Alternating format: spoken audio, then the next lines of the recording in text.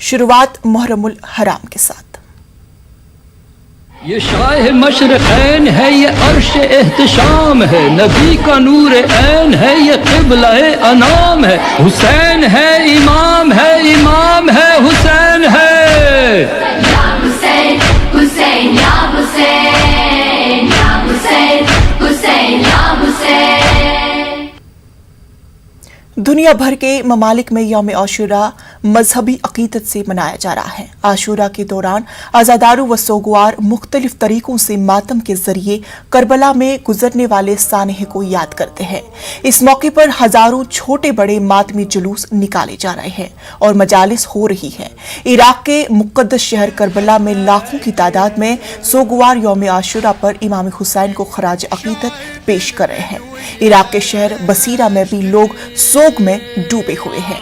इसी के साथ पाकिस्तान के शहर कराची में कोविड-19 के पेश नजर समाजी फासले समेत दीगर हिफाजती SOPs पर अमल दरामद की कोशिश की जा रही है। जुलूसों के लिए सिक्योरिटी के खास इंतजाम भी किए गए हैं। वाज़ेह है कि तुर्की में 18 अगस्त को यौम आशूरा मनाया गया।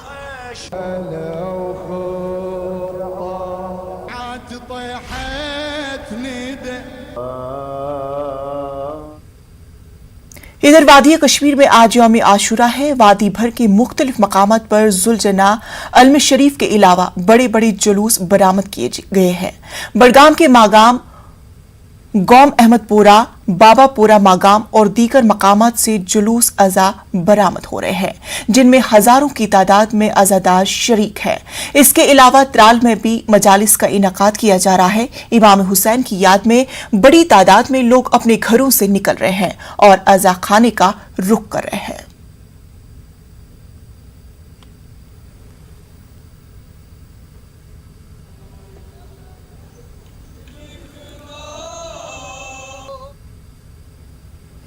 नोएडा, दिल्ली, NCR में शुहदाए करबला की याद में मजालिस जारी है। इस बार भी मुहर्रम की मजालिस कोरोना हिदायत के तहत मुनक्किद हो रही है।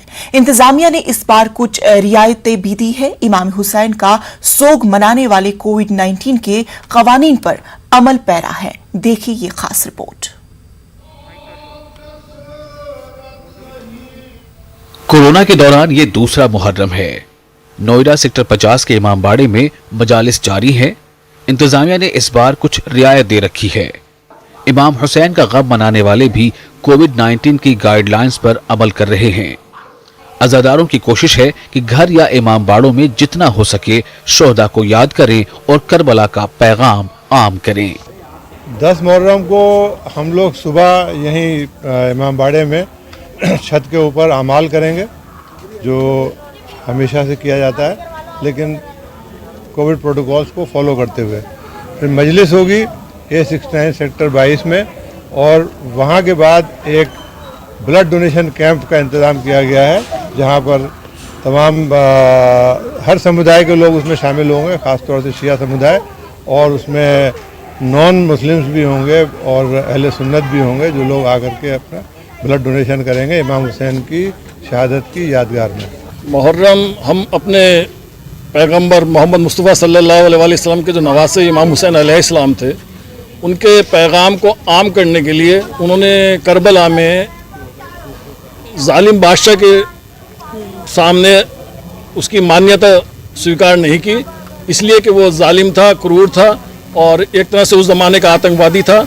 उन्होंने हमें ये संदेश दिया है कि हमें किसी भी जुल्म के ख़िलाफ़ आवाज़ उठानी चाहिए, उसमें दबना नहीं चाहिए, और इंसानियत का पैगाम जो है वो पूरी दुनिया में देना चाहिए। इमाम हुसैन अलैहिस्सलाम ने इंसानियत की खातिर ही अपना सर दिया था और अपनी कुर्बानी दी थी। कोरोना को देखते हुए इस साल भी 10 मुहर्रम को आशूरा के जुलूस की इजाजत इंतजामिया ने नहीं दी है, लेकिन हक के लिए इमाम हुसैन की कुर्बानी के पैगाम को लोगों तक पहुंचाने के लिए 10 मुहर्रम को ब्लड डोनेशन कैंप का इनेकाद किया जाएगा, जिसमें तमाम मज़ाहिब के लोग शामिल होकर खून का अतिया पेश करेंगे। हमारा देश जो है भाईचारे का जो है वो अमल करे, सब हिंदू मुस्लिम सिख ईसाई भाई भाई हैं, आपस में प्यार मोहब्बत से रहें, हम में कोई फ़र्क नहीं है, सब हिंदुस्तानी हैं। और यही हमारा संदेश है कि जो है हर त्यौहार को जो है एक दूसरे के त्यौहार का सम्मान करें और उनकी भावनाओं की कदर करें एक दूसरे की। दुनिया के बेशतर ममालिक की तरह हिंदुस्तान में भी इमाम हुसैन के तालीमात को सीने से लगाया जाता है और इसीलिए पूरे मुल्क में उनके लिए हर मजहब से ताल्लुक रखने वाले अकीदतमंद मौजूद हैं। एक पंडित भुवन शर्मा ने शायद इसीलिए कहा है, हिंद में काश हुसैन इब्न अली आ जाते, चूमते उनके कदम, पलकें बिछाते हिंदू। न्यूज़ 18 उर्दू के लिए नोएडा से रोहित सिंह की रिपोर्ट। वाईएसआर तेलंगाना पार्टी की सदर वाईएस श्रीमिला रेड्डी ने आज कदीम शहर हैदराबाद का दौरा किया। उन्होंने दबीरपुरा में बीबी के अलावे पर हाजिरी दी। इस मौके पर वाईएसआर टीपी के लीडर्स मौजूद थे। शर्मिला ने बीबी के अलावा पर खराज अकीदत पेश की। शर्मिला मुहर्रम की मुनासिबत से सियाह लिबास में मलबूस थी।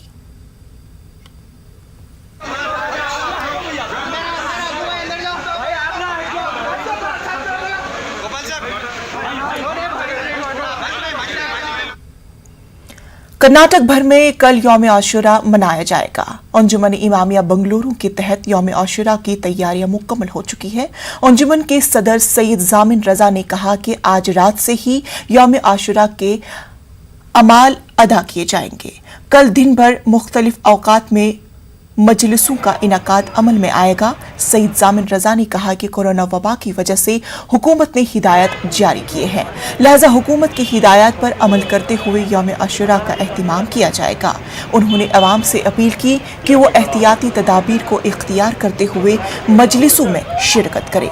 वाज़ेह है कि इस मरतबा रियासती हुकूमत ने कोरोना वबा की वजह से मुहर्रम और गनीश त्यौहार के जुलूसों पर पाबंदी आयद की है।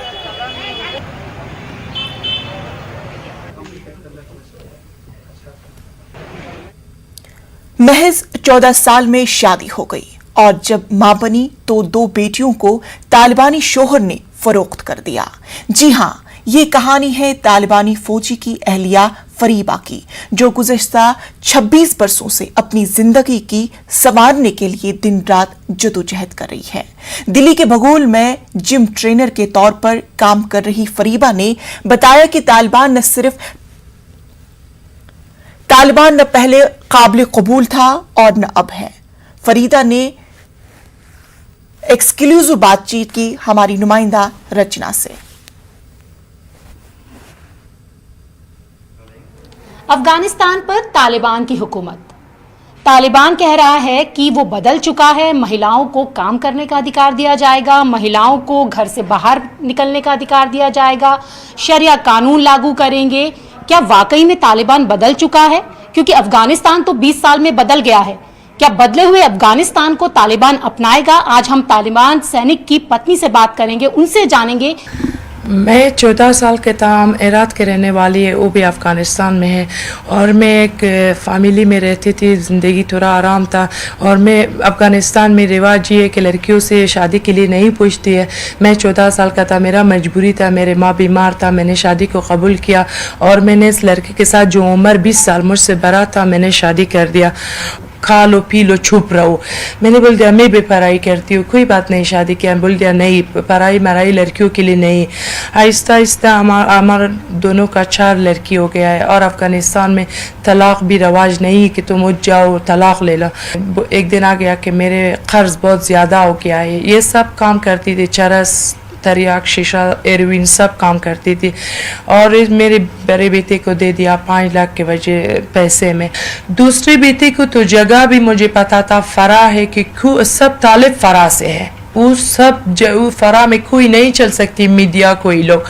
फरीबा, जिस तरीके से आपने कहा कि 2 बेटियों को बेच दिया, आपको ये कब पता चला कि जो आपका पति है वो तालिबान के संपर्क में है, वो एक सैनिक है तालिबानी? क्या शादी से पहले ये बात पता थी? नहीं, शादी के पहले नहीं था, शादी के बाद पता चल गया। क्योंकि मुझे चाकू मारा, उसको पुलिस पकड़ने के लिए सब जगह ढूंढ लिया। फिर हमको पता चल गया, इसके कॉल आ गया। फिर इसको देखा कि तालिबान के साथ है। उस जगह में जा तो तालिबान था। और जो इतने उम्मीद से मुझे कॉल करती थी कि अगर तुम्हारे बाबा को ऐसा करती हो, तुम्हारे माँ को ऐसा करती हो, सब फौज मेरे साथ है, सब भाई लोग मेरे साथ है, तालिब लोग को बोलती थी। फिर अभी मैं भी दरी वरी से, क्योंकि मेरे अगर 2 बेटी गया, मेरे 2 बेटी और भी हैं, इन लोगों की वजह से मैं आ गया हूँ और डर गया, भाग गया वहाँ से। थोड़ा हेल्प किया इस दोस्त ने, उस दोस्त ने मेरे साथ रास्ता दिखा दिया। और मैं समझती थी कि हिंदुस्तान एक बार मैं और भी आ गया हूँ। मेरे माँ की तबीयत ठीक नहीं था, थोड़ा ज़बान भी सीख लिया और थोड़ा रास्ता को भी पता था, इसलिए मैं आ गया हिंदुस्तान। अभी मेरे 2 बेटियों के साथ, मुझे 2 बेटियों से पता नहीं कि वो दोनों जिंदा है, मर गया है, कहाँ है या कहाँ नहीं है। बिल्कुल। आप जब हिंदुस्तान यहाँ पर आ गई तो 2 बेटियां आपके साथ में थी, उसके बाद जो आपके पति हैं उन्होंने किसी तरीके से आपसे कनेक्ट करने की कोशिश की, कुछ बात करने की कोशिश की या फ़ोन किया उन्होंने? मुझे कॉल नहीं किया क्योंकि मेरा नंबर नहीं मिलती है। और मेरे परिवार लोगों को बहुत तंग किया, बहुत धमकी दिया है। इस 4 साल में वो 6-7 पेपर तालिबान की तरफ से अख्तारनामा बोलती है, तहदीदनामा बोलती है, मेरे बाबा को भेज दिया है कि अगर तुम फरीबा और 2 बेटियों के साथ को बुलवा लो यहाँ आने के लिए, क्योंकि फरीबा के पास ही हो गया है। 4 साल पहले वो तालिबान मेरे मौत का ऐलान किया है। सब पेपर मेरे पास है। ये ऐलान तालिबान ने किया? हाँ, मेरे पास पेपर है सब। वो उस पर मुहर किया है कि इसके मौत होती है। 2 बेटियों के साथ भाग गया। यूँ नहीं बोलती कि मजबूरी से गया है, इसकी 2 बेटी के साथ क्या जुल्म हो गया, ये अपने बेटियों के बचाने के लिए इससे काम किया है। और मेरे पास पेपर भी है। और उन लोगों ने मेरे माँ और बाबा वो फैमिली को बहुत धमकी दिया, बहुत ज़्यादा। इतना हो गया कि मेरे एक भतीजी की मौत हो गया है। वो 6 साल का बच्चा था, सड़क पर ऐसा चलती थी, बड़ा गाड़ी आ गया है, उसको मारा। और 4-5 दिन बाद वो वीडियो भी हमारे पास है, उसका मरने और गाड़ी के एक्सीडेंट हो गया। उसको कॉल किया है कि ये तो छोटा सा परेशानी था, तुमको बहुत हम परेशान करती। अभी एक दिन भी मैं यहाँ काम करती थी दुकान पर, क्योंकि कोई अफ़गानिस्तान से आ गया है, वीडियो ले लिया और उसको यूट्यूब में डाल दिया। अभी इन लोगों को पता चल गया है कि मैं हिंदुस्तान में हूँ, यही बुगल के रहने वाली हूँ। और इसके बाद भी मेरे बाबा को पेपर भेज दिया है कि हमको पता चल गया है कि तुम्हारे बेटी और दोनों पोतों कहाँ हैं। तो आपने देखा कि फरीबा किस तरीके से भारत सरकार से सिर्फ यही अपील कर रही हैं कि उनकी मदद की जाए। 4 साल से वो यहाँ रह रही हैं, रिफ्यूजी कार्ड उन्हें नहीं मिला है और जिस दर्द से वो गुजरी हैं, उनका कहना है कि मैं सिर्फ अपनी बेटियों को आगे बढ़ाना चाहती हूं और मेरी अल्लाह से यही दुआ है कि दूसरी फरीबा ना बने। कैमरा पर्सन नरेश के साथ रचना, न्यूज़ 18 दिल्ली। दिल्ली में मुख्तलिफ सफारत खानों के बाहर अफगान शहरी पहुंच रहे हैं। वहीं आज कुछ अफगान शहरी अमरीकी सफारत खाने के बाहर पहुंचे। अफगान शहरी अमरीका से वीजा देने की अपील कर रहे हैं। अफगान शहरियों का कहना है कि अमरीका को अफगानिस्तान के हालात पता है, इसीलिए हमें उम्मीद है कि वो हमारी मदद जरूर करेगा। हम यूएस एम्बेसी से ऐसे चाहती है कि तो हम लोग हेल्प कीजिए, क्योंकि यूएस को पता है हमारी सिचुएशन। और हम रिक्वेस्ट करने के लिए जहाँ आई कि हम इंसानियत के नाते पे, एक इंसान के नाते पे हमको हेल्प की ज़रूरत है। हम पूरा अफगानियों की हेल्प की ज़रूरत है, सिर्फ यूएस का हेल्प करना पड़ेगा, क्योंकि ये यूएस जो था हमारे देश के अंदर था, हमारी सिचुएशन सब इन लोगों को पता है, जैसा कि ये भी हमारे देश का था। इसलिए मैं इन लोगों से हेल्प चाहती है हमको। हम तो मतलब जब से ये कोरोना आया तब से जा रही है, बात कर रही है कि कब तक हम यहाँ रहेंगे, कोई फ्यूचर नहीं है, कुछ काम नहीं, कुछ भी नहीं है, पैसा नहीं। जितना पैसा हमें अफ़गानिस्तान से मिल रहा है, वहाँ के हालत ख़राब हो गए, वो भी नहीं मिल रहा है। यहाँ जॉब भी नहीं है, फिर भी उनके पता नहीं खान बंद है या अंधे, नहीं दिख सकता है किसी की दर्द। No, we are not success to talk with them, but they just accept us as a representative of these people and told us to collect all numbers of people, and then we will provide you some email address, then send all these numbers and told them that they can email all the case or all the problems of these people in this email address. Break के बाद इस्तकबाल। अब बात करते हैं उत्तर प्रदेश में BJP अक़लियती मोर्चे ने वज़ीर आज़म नरेंद्र मोदी को खत लिखा है। इस खत में कहा गया है कि जो तालिबान की हिमायत करने वाले लोग हैं उनको अफगानिस्तान भेजा जाए। खत में मुतालबा किया गया है कि हिंदुस्तान की उनकी शहरियत मनसूख कर दी जाए। हमने आदरणीय प्रधानमंत्री जी से ये गुजारिश की है कि जो तालिबानी जहनियत के लोग हैं, जो हमारी सोसाइटी में तालिबानी जहनियत के लोग छुपे बैठे हुए हैं, जिनकी सोच, जिनकी विचारधारा उनसे मैच करती है, जिनको लगता है कि तालिबानी हुकूमत में जन्नत है, तो ऐसे लोगों को भारत की नागरिकता से मुक्त किया जाए और उनको जो है तालिबान के पास भेज दिया जाए, अफगानिस्तान भेज दिया जाए। जो विमान भारतीय नागरिकों को लेने जा रहे हैं उन्हीं विमानों से उनको भेजने की व्यवस्था की जाए। अगर उसमें कोई सहयोग है या कोई फाइनेंशियल आवश्यकता है वो हम पूरी करने के लिए तैयार हैं। और जैसे आदरणीय प्रधानमंत्री जी स्वच्छ भारत अभियान चला रहे हैं, तो इस तरह की जहनियत के लोगों को इस देश से निकाल कर इस देश को स्वच्छ किया जाए। आगरा में जामा मस्जिद के अहाते में लहराए गए तिरंगा पर हुआ तनाजा अब खत्म होने का नाम ही नहीं ले रहा है। जिस शख्स ने जामा मस्जिद अहाते में झंडा लहराया था उसके खिलाफ बड़ी तादाद में लोग सड़कों पर निकले और एहतजाज किया। दरअसल 15 अगस्त को मकामी बाशिंदे असलम कुरैशी और अक़लियती कमीशन के चेयरमैन अशफाक सैफी ने आगरा की जामा मस्जिद के अहाते में तिरंगा फहराया था। इसके अलावा वहां पर भारत माता जय की नारे भी लगाए गए थे। इसके बाद शहर मुफ्ती ने असलम कुरैशी को धमके भरे लहजे से ऑडियो भेजा था।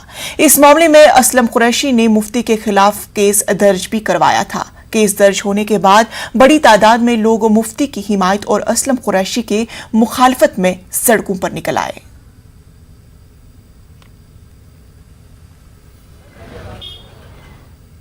आज वैसे हम लोग को सुबह से लगातार हमारा फोर्स येलो स्कीम लागू किया मैंने जनपद में, और आज और कल मुहर्रम का 9वीं 10वीं भी चल रहा है। उसके ध्यान रखते हुए हमारा पुलिस सुबह से हर चौराहे पर, हर सेंसिटिव प्लेस में ड्यूटी पर है।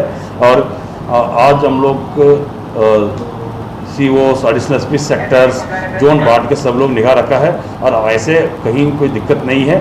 सुबह कुछ लोग आया और जो कलेक्ट्रेट में कुछ लोग आए, ज़्यादा लोग नहीं है, कुछ लोग आए, 50-60 लोग आसपास होंगे, उन लोग कुछ लोग आए हैं। और जो मुकदमा लिखा है वादी के खिलाफ उन लोग का उनका आपसी कोई भी बात है उसके लेके उन लोगों ने ये वहाँ पे जो कब्जा करके रखा है, इस तरह की चीज़ को उन्होंने ज्ञापन दिया, उनके खिलाफ मुकदमा लिखने के लिए उन्होंने ज्ञापन दिया, कलेक्ट्रेट में ज्ञापन दिया। उस ज्ञापन का हम लोग जाँच करेंगे, जाँच का जो भी कार्य होगा आगे जाँच के विषय है।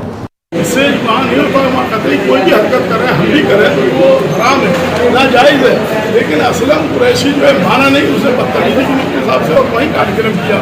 और अशफाक सैफी क्योंकि वो खुद भी मुसलमान हैं, इतने बड़े पद पे है, वो सूझबूझ वाला, वो बीजेपी के हाईकमान को भी हमने कहा कि भाई आप ऐसे सूझबूझ वाले आदमी को बनाओ जो मुसलमानों को जोड़े, और बल्कि जो मुसलमानों के खिलाफ कर रहा है उससे फ़ायदा क्या है। लिहाजा इन दोनों ने जो है वहाँ बेहुरमती की। हमारा मकसद ये था SSP साहब से कि इनके खिलाफ मुकदमा कायम होना चाहिए। वो मुफ्ती साहब तो जो है। कर्नाटक में बंगलुरु के बाद गुलबर्गा, मंगलुरु में भी हज हाउस कायम करने के लिए इक़दाम किए जाएंगे।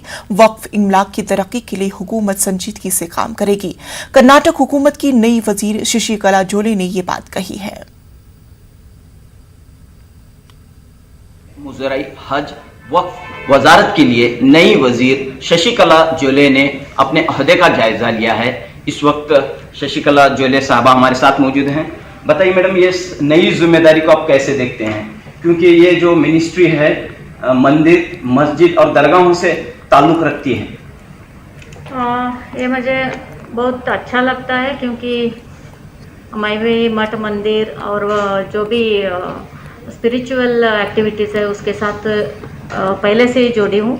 तो आज मुझे अच्छा लगता है कि मंदिरों का डेवलपमेंट, जो भी भक्तादि जाते हैं वहाँ पे, तो उनका सेवा करना एक अच्छा तरह से ये डिपार्टमेंट में कर सकते हैं। उसी तरह मुस्लिम भाइयों के लिए, बहनों के लिए उधर हज और वक्फ पे लिए क्या क्या फैसिलिटीज़ है वो हमारे स्टेट में सभी जगह, इवन रूरल में भी जाना चाहिए और इसका मालूम सबको होना चाहिए। जो भी हिंदू मठ है कि वहाँ मंदिर है, तो उसके साथ जो भी दरगाह है, जो भी मुस्लिम समाज के जो भी दरगाह वगैरह है, शादी महल वैसा है, तो वो सभी स्कीम्स रूरल लेवल तक जाना चाहिए। तो उसके लिए हम कोशिश होगी, हमारे तरफ से कोशिश होगा। तो हम देखते हैं कि हज की अगर हम बात करें तो कर्नाटक में बेंगलोर में सिर्फ हज भवन मौजूद है। इसके अलावा कलबुर्गी में, मंगलूर में और भी दीगर शहरों में हज भवन के लिए एक प्रपोजल है कि वहाँ भी हज भवन बने। तो आपकी क्या कोशिश रहेगी? अभी तो बेंगलोर में हमारे कर्नाटक के इतिहास में ऐसा नहीं था कि वैसा हज भवन हमारे यहाँ हुआ है। तो यहाँ से लाखों लोग हज जाते हैं और आते हैं, उसके लिए ट्रेनिंग वगैरह सब कुछ यहाँ पे होता है। तो अभी भी हज भवन चाहिए ऐसा प्रपोजल है, जो भी पहले मिनिस्टर थे उनके पास था। तो आज ही मैंने चार्ज लिया है, तो इसके बारे में मैंने सब कुछ देखा नहीं है, कल परसों उसके बारे में देखूंगी। तो वैसा डिमांड है तो सरकार के तरफ से डिमांड करके सीएम साहब से बातचीत करके वो प्रयास करूंगी, होना चाहिए।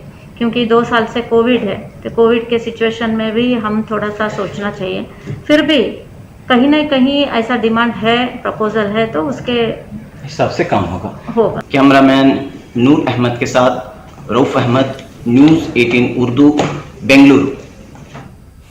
अफगानिस्तान के मसले पर वजीर खारजा जयशंकर का कहना है कि वो अफगानिस्तान की सूरत हाल का जायजा ले रहे हैं। जयशंकर के मुताबिक फिलहाल हुकूमत हिंद की तवज्जो अफगानिस्तान में सिक्योरिटी व अपने शहरियों की बहिफाजत वापसी पर मरकूज है। जयशंकर ने मजीद कहा है कि अफगान अवाम के साथ हिंदुस्तान के तारीखी ताल्लुकात को जारी रखा जाएगा। वहीं हुकूमत हिंद ने काबुल में हिंदुस्तानी सफारत खाने को बंद किए जाने का दिफा भी किया है। moment we are, like everybody else, very carefully following developments in Afghanistan. I think our focus is on ensuring the security in Afghanistan and the safe return of Indian nationals who are there. So that is really what has been very much the focus of my own engagements here. Talking to the UN Secretary General, to other colleagues who are here, as well as with the US Secretary of State a few days ago. Well, look, I think I mean, first of all, while you used the word investment, I mean, for us, it reflected what was a historical relationship with the Afghan people. I think that relationship with the Afghan people obviously continues, and that will guide our approach to Afghanistan in the coming days. At this time, I think these, as I said, these are early days. Our focus right now is on ensuring the safety and security of Indian nationals who are there. Afghanistan की ताज़ा सूरत हाल की वजह से हिंदुस्तान और अफगानिस्तान के दरमियान दरामदात और बरामदात पर काफी बुरा असर पड़ा है। दोनों ममालिक के दरमियान होने वाली इंपोर्ट एक्सपोर्ट पूरी तरह बंद है।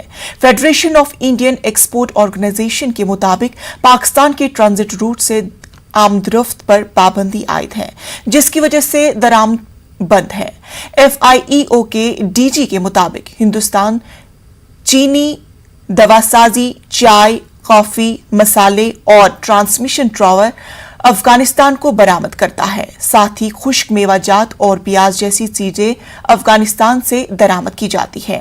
ताहम उन्होंने उम्मीद जाहिर की कि तिजारत से मुतालिक सरगर्मियां जल्द ही शुरू की जाए, क्योंकि ये दोनों ममालिक के लिए जरूरी और फायदेमंद है। उम्मीद है कि अफगानिस्तान में सियासी इस्तेकाम आने के बाद सब कुछ ठीक हो जाएगा। सडन वहाँ पॉलिटिकल डेवलपमेंट हुआ है, उससे एक बहुत अनिश्चितता का दौर आया हुआ है और बिजनेस इससे लाजमी है कि कुछ ना कुछ उसका प्रभाव उसके ऊपर आएगा। अभी तक जो हमें सूचना मिली है उसके हिसाब से जो अफ़गानिस्तान का जो भी लैंड रूट के थ्रू इंपोर्ट होता था, जो पाकिस्तान के थ्रू होता था, वो बंद हो गया है, बिकॉज तालिबान ने कोई भी मूवमेंट अफ़गानिस्तान से पाकिस्तान की तरफ बंद कर रखा है। तो इससे जो इंपोर्ट्स है वो प्रभावित होगा। अभी तक हमारा एक्सपोर्ट ज़्यादा प्रभावित नहीं हुआ, बिकॉज एक्सपोर्ट्स के लिए हम या तो international north south trade corridor route को यूज़ करते हैं जो ईरान के थ्रू जा रहा है। खबरों में फिलहाल